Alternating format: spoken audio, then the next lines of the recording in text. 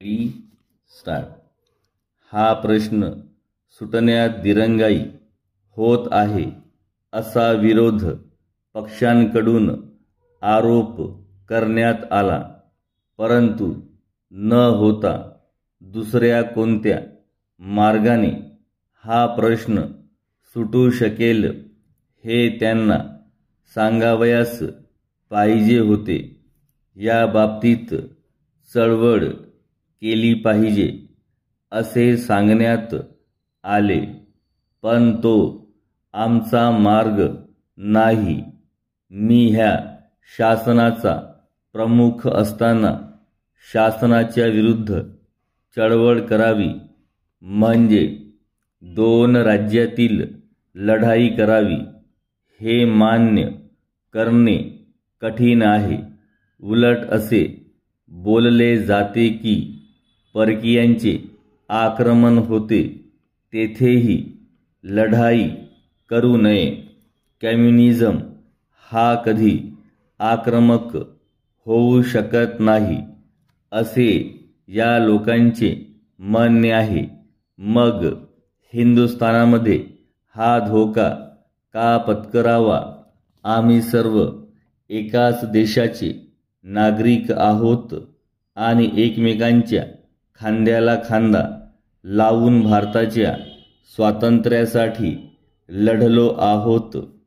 त्यांच्यात आणि आमच्यात एका प्रश्नाबद्दल मतभेद आहे.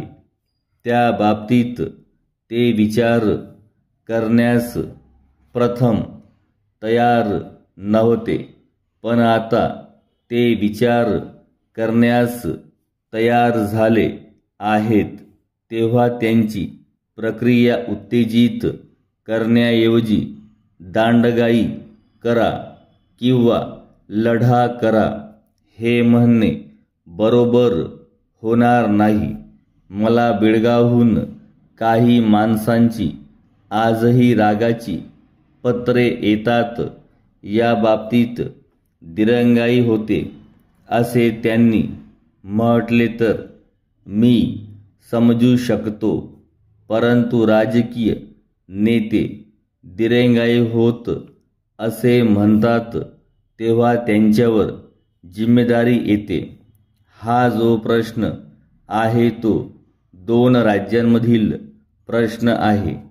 आपल्याला माहीत आहे की 2 राज्यांमध्ये ज्यावेळी मतभेदाचा प्रश्न निर्माण होतो त्यावेळी अंतिम शक्ती कोणती वापरावयाची हा धोरणाचा प्रश्न आहे. त्यासाठी काहीतरी तत्व निश्चित केले पाहिजे. आम्हीच फक्त तत्वाने काम करतो आणि तत्वाने वागण्याचे काम दुसऱ्या बाजूने होत नाही असे म्हणावयास काही कारण नाही. तत्वाप्रमाणे वागताना 2 राज्यांमध्ये जे प्रश्न निर्माण होतात ते समझोत्याने, तडजोडीने किंवा जास्तीत जास्त न्यायालयामार्फत सोडविणे हाच मार्ग आहे.